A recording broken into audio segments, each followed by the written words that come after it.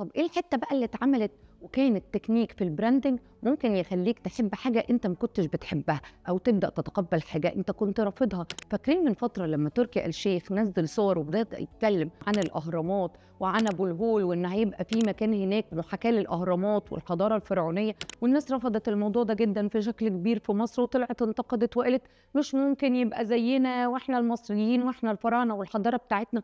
طب أقول لك إن في 10، 15 دقيقة هم تقريبًا بدأوا يحببوا الناس في حاجة زي كده ويخلّوها حاجة طبيعية جدًا، وهي كانت كل المشاهد اللي من أول إن أولاد رزق هنا قاعدين بيخططوا في الخطة وبيتكلموا مع آسر ياسين وبيقولوا هيعملوا إيه، وبيتكلموا عن الأهرامات والمنطقة بتاعتهم اللي هم هينزلوا فيها ويعملوا فيها هناك شغل.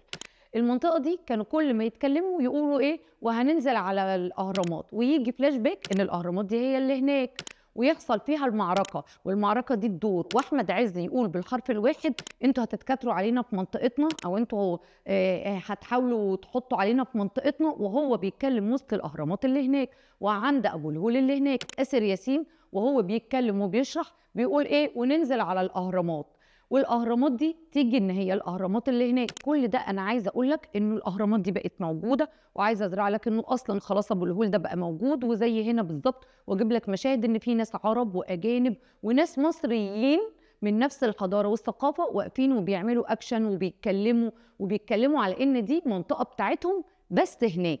فطبعًا بس هناك دي ما بتبانش معاك أوي، لكن أنت هتبدأ بعد شوية تتقبل إن ده موجود، لإن أنت شُفته، أنت حسيته، أنت استشعرته، فهتبدأ تتقبله بالتدريج. طب أقول لكم على مشهد مهم جدًا ممكن يكون عدّى علينا كلنا، وهو حاجة مقصودة branding واضح.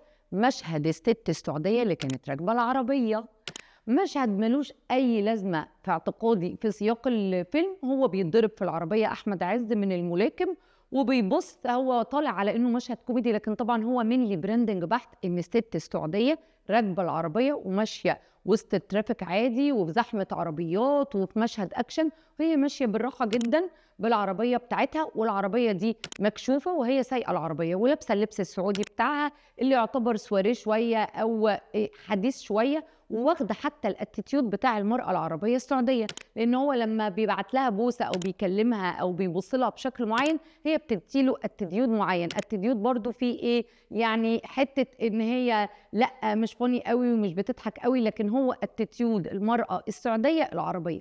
أنا هنا عايزة أوصّل لك إيه، الست بدأت تنزل، الست بدأت تركب عربية، عربية مكشوفة، لابسة حاجة سواريه بالstyle السعودي، واخدة attitude سعودي. فأنا هنا باحط لك أو بازرع لك شكل جديد وrebranding جديد لشكل المرأة السعودية. طب هل التركي آل الشيخ بيعملوا ده صح والّا غلط؟ في الbranding وفي المهمة دي طبعًا صح، هو بيستخدم كل الحاجات المضبوطة اللي توصّله للهدف بتاعه، هي دي وظيفته أو هي دي المهمة اللي مطلوبة منه، إن هو يعمل rebranding للسعودية، وهو بيعمل كده فعلًا. هو النهارده بيبدّل لي الحلم الأمريكي بالحلم السعودي. معظم الناس اللي اتفرّجوا على الفيلم خرجوا نِفْسهم يشوفوا الحاجات اللي اتفرّجوا عليها، نِفْسهم يشوفوا كينج كونج المتعلق والملاهي وبيت الرعب والنوافير والتلفريك والحاجات والترفيه اللي هم شافوه، والحاجات اللي هم شافوها والحاجات اللي بتحصل. في جزء كبير من الناس بيعملوا ده، وهي دي مهمته، وهو ده الشغل اللي هو جاي عايز يعمله. هتقول لي هو معاه فلوس كتير، أصل الإمكانيات مساعداه. ما هو طبيعي لو حد جه اتحط في المكان ده وعنده إمكانيات معينة وجزء منها الفلوس لازم هيستخدمها. بالعكس، لو هو عنده كل الفلوس دي وما استخدمهاش وعمل بيها rebranding مضبوط يبقى هو فاشل، يبقى هو ماشي بيعمل صح. طب إحنا نعمل إيه؟ أنا أقول لك نعمل إيه.